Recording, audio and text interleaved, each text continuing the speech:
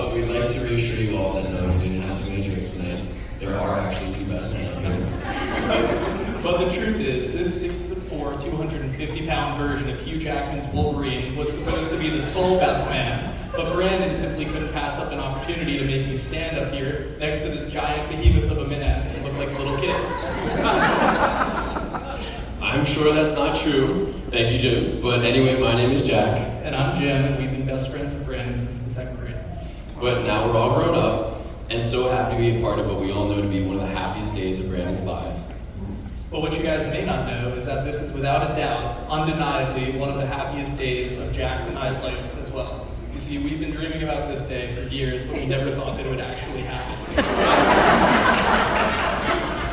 And that's not because we didn't think he would get married. We just didn't think he would actually give us the microphones on his big bed. Yeah, seriously, Brandon, I'm way too powerful right now.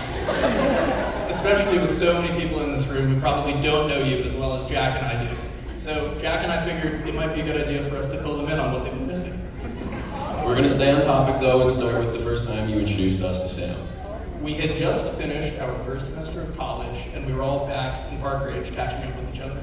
Right. Jim went down to the University of Maryland, and he was studying to be a psychologist so he could attempt to try to fix this. Yeah, and you were in Pennsylvania at some random farm school so that you could spend the rest of your life playing with cows. But when Brandon came home, the first thing that he wanted to talk about was rocks. As in, dude, you've got to try this drink, it's straight rocks. We know that doesn't make any sense, but apparently when things are straight rocks, it means they're really, really cool.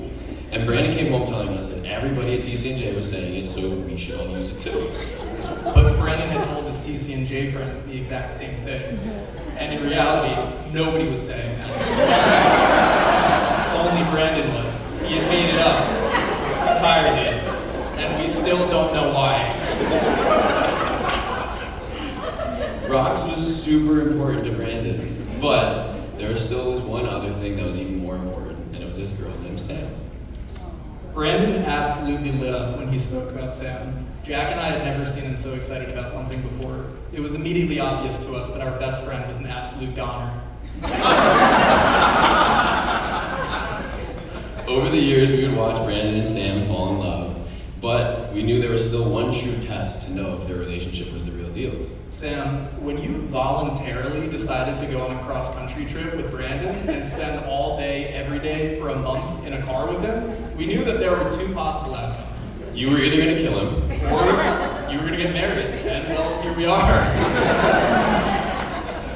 You see, we've been on quite a few trips with Brandon over the years, so we know that they're not necessarily easy. That's right. First of all, he's going to drag you around to find the cheapest possible gas station so that he can maximize his savings, even though he's going to Venmo request all of you after it. He's also going to get really worked up about it, start sweating a bunch, and then as he's driving, he's going to blow on his fingers the whole time because he's so sweaty.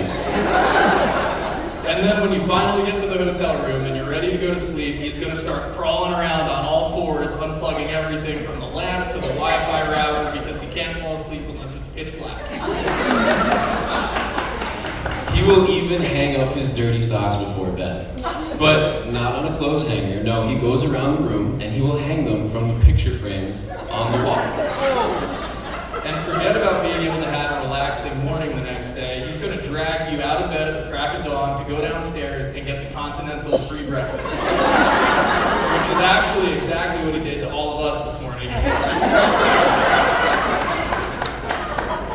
But above all else, Brandon will absolutely insist that you take his BMW for the drive. Brandon loves BMWs. He thinks they're straight rocks.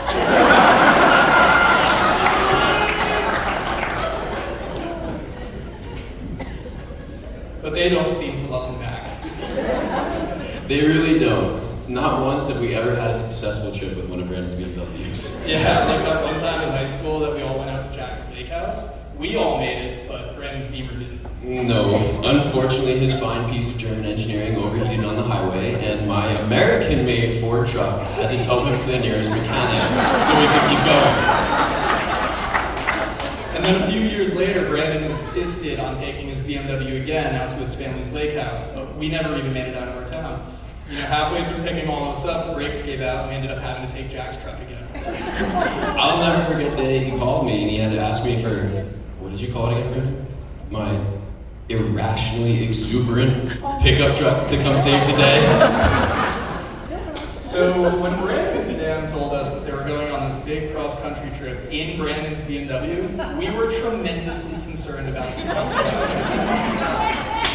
But we stood corrected. Not only did they make it back with the BMW in one piece, but Sam seemed relatively unscathed after having spent multiple weeks in a car with just Brandon. We knew then that it was written in the stars. The two would be together forever.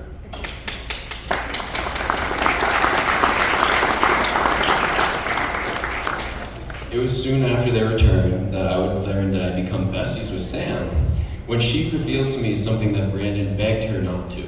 You see, their trip wasn't as successful as they led us to believe. The BMW had, of course, broken down yet again, and they needed to get it repaired along the way. Now, much like a BMW, it's easy to get distracted by Brandon's shiny exterior. He's got this goofy, effervescent personality that people seem to love, and it's gotten him pretty far in life.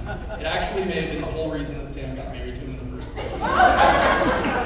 It's either that or he's extremely voluptuous behind.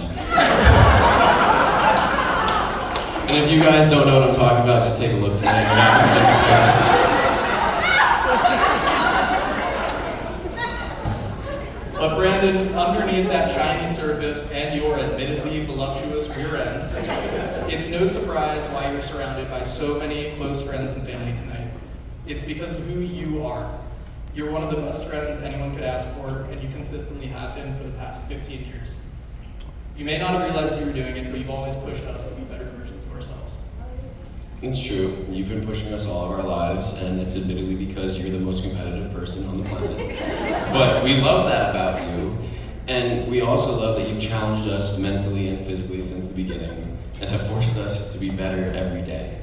What we really mean to say is this. Sam, we wish that it could be Jack and I who get to wake up next to Brandon each and every day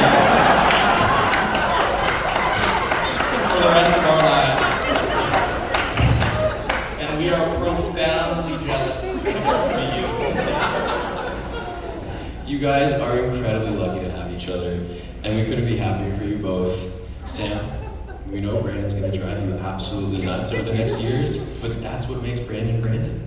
And really, it's also what's gonna make your it's what's gonna make your marriage, as Brandon would say, straight rocks.